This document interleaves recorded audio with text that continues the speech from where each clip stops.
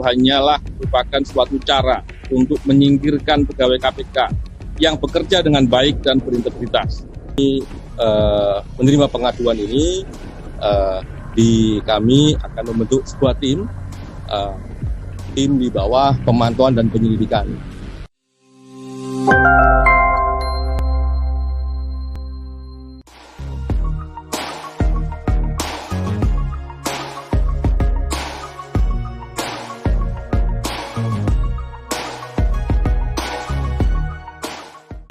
Sebetulnya ada dua hal. Pertama, bahwa Novel dan kawan-kawan ini melaporkan ini ke Komnas HAM karena mereka merasa ada hak asasinya yang dilanggar, itu hak mereka.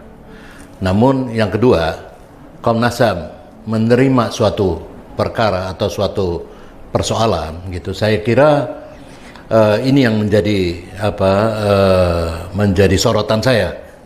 Ya, itu mesti cukup kritis dalam pengertian bahwa sebaiknya Komnas HAM meneliti dulu ya satu ruang lingkup dan persoalan masalah apakah betul-betul ada aspek pelanggaran hak asasi manusia tadi.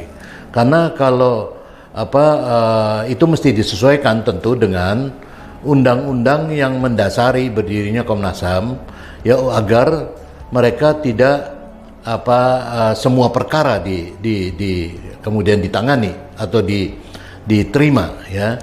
Dan dalam kesempatan pertama bahwa itu tidak ada pelanggaran hak asasi manusia atau bukan urusan pelanggaran hak asasi manusia, mereka harus tolak sebetulnya ya, menurut saya begitu. Nah,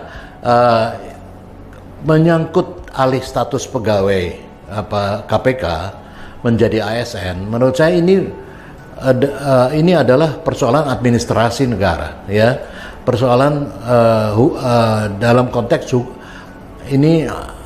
hukum tata negara ya, HTN jadi bukan, ini tidak masuk kategorisasi hukum HAM apalagi hukum pidana ya. Karena itu saya kira ini yang saya kritik dari Komnas HAM, bahwa sebaiknya mereka di dalam setiap kasus itu meneliti secara cermat gitu untuk ini. Apalagi mandat utama, saya katakan mandat utama dari sekian mandat lainnya adalah menyelesaikan dan menangani pelanggaran hak asasi manusia berat atau gross violation of human rights.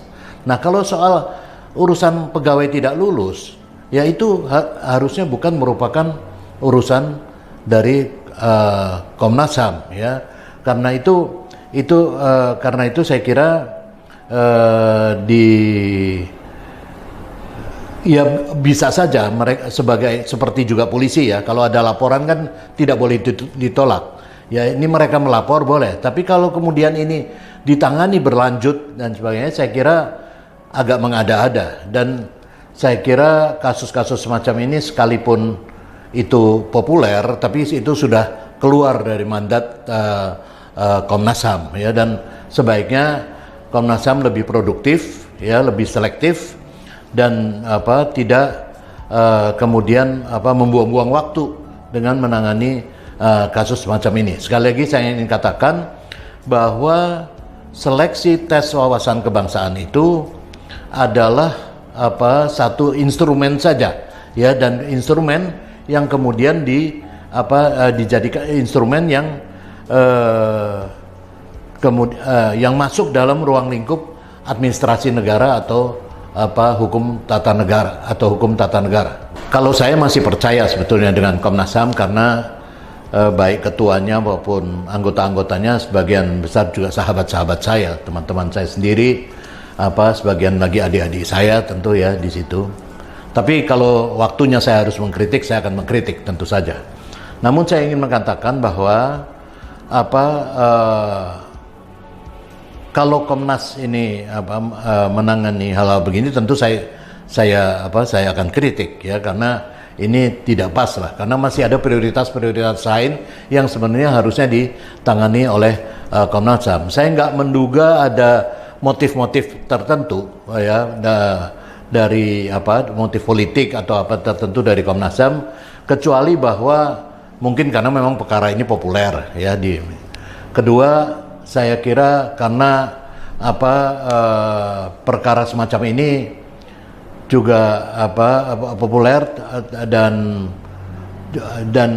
tapi saya tidak mencoba punya suudon bahwa mereka ada motif politik, bahwa mereka hanya, istilah saya begini, mereka masuk dalam irama yang ditabuh oleh 51 pegawai atau kurang yang mengadu ke mereka, dan mereka mencoba dimainkan oleh tabuhan irama itu, kendang itu. Ya, saya kira itu. Tapi namun saya ingin ingatkan bahwa agak berbahaya main di dalam tabuhan genderang ini, karena kita tahu juga, saya kira saya sudah sering mengatakan bahwa orang-orang yang tidak lulus ini memang tidak lulus ini memang adalah orang-orang yang memang mengkonsolidasikan diri sejak beberapa periode sebelum Pak Firly ini, ya. Dan itu juga ada semacam patron-patronnya lah di KPK itu, ya. Nah, ini hubungan-hubungan ini yang ada di dalam situ. Misalnya dengan ex-komisioner KPK yang sudah tidak di situ tapi merasa bahwa tetap punya akses untuk melakukan kendali atau informasi atau apapun, ya. Juga ada beberapa misalnya media yang selalu dapat privilege, dapat keistimewaan untuk memberitakan sebelum media lain memperoleh berita dari KPK sebelumnya ini terjadi. Atau beberapa LSM yang mungkin atas interest tertentu, ya, saya nggak tahu apakah ada proyeknya atau apa, saya tidak mengerti. Tetapi itu seperti memperoleh, atau sebagian dari mereka juga pernah bekerja, ada yang pernah bekerja di KPK. Jadi itu artinya mereka memang punya kepentingan, punya interest. Nah, inilah yang saya katakan, unsur-unsur luar yang sejauh ini selama beberapa periode sebelum Pak Firly ini, ya, mereka punya pengaruh yang dalam ke dalam KPK, dan ke dalam KPK dengan siapa? Dengan yang terutama yang kelompok yang 51 yang tidak lulus inilah antara lain. Ya, jadi karena itu saya tidak heran kalau kemudian bekas penasehat KPK Pak Abdullah Yahya Mahua misalnya menegaskan betul bahwa 50 ini adalah dia tahu persis, itu adalah malaikat-malaikat bagi KPK dan sebagainya, ya, semacam itu. Dan mungkin dia merasa bahwa yang 1000-an sekian itu setan semua, ya. Tapi ini menunjukkan pada kita bahwa memang ada pengelompokan, ya, yang sejak lama. Nah, tapi apakah mereka Taliban? Tidak pernah kita tuduh Taliban, ya. Artinya saya yakin pimpinan KPK juga saya tidak pernah dengar komisioner KPK atau Dewan Pengawas mengatakan mereka Taliban, ya, atau juga katakanlah kami juga yang dulu bekas panitia seleksi, ya, tidak pernah menyatakan itu, ya, atau juga BKN atau asesor-asesor itu apakah pernah menyatakan mereka? Tidak, mereka sendiri yang mencoba menegaskan diri bahwa seolah-olah ada tuduhan itu, karena mereka kan datang ke PGI misalnya, ke MUI, lembaga-lembaga agama, ya, untuk menyatakan bahwa mereka seolah-olah adalah bukan Taliban, ya. Yang menuduh Taliban siapa? Memang betul ada isu-isu semacam itu yang beredar di publik sejak lama, dan tidak ada asap tanpa api menurut saya, ya. Jadi itu di publik beredar, tapi tidak pernah nih. Jadi kalau mereka membantah ke PGI, ke MUI dan sebagainya, mencoba membantah secara langsung atau tidak langsung, itu adalah upaya-upaya politik sebetulnya, ya, upaya-upaya politik untuk memainkan juga antara lain agama. Tapi sebetulnya soal tes ini soal sederhana kok.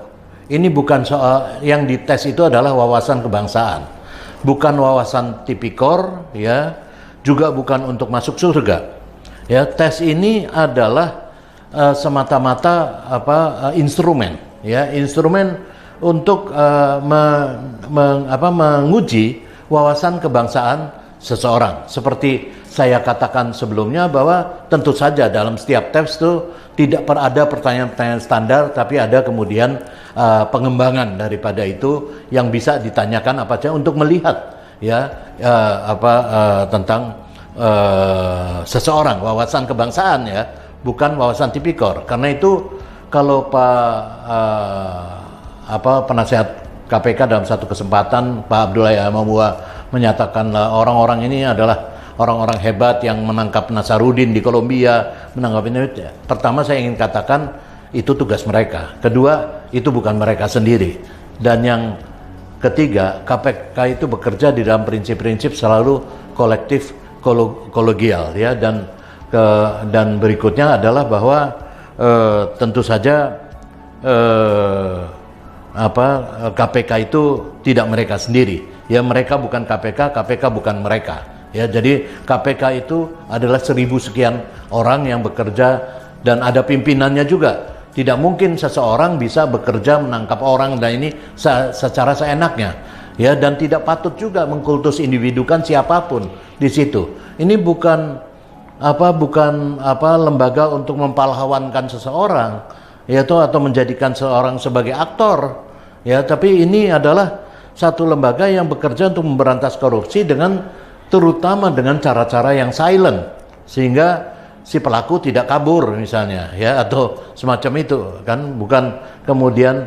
Nah, tetapi ada selama beberapa periode sebelum ini, sengaja atau tidak sengaja, memang semacam mengesankan bahwa KPK ini hanya beberapa orang ini. Nah, dan itu yang jadi modal mereka sekarang untuk melakukan berbagai manuver-manuver politik. Ya, tetapi itu sebaiknya kita percaya bahwa KPK itu siapapun nakodanya, ya, dia dipilih dengan sungguh-sungguh dan bisa bekerja sesuai amanatnya.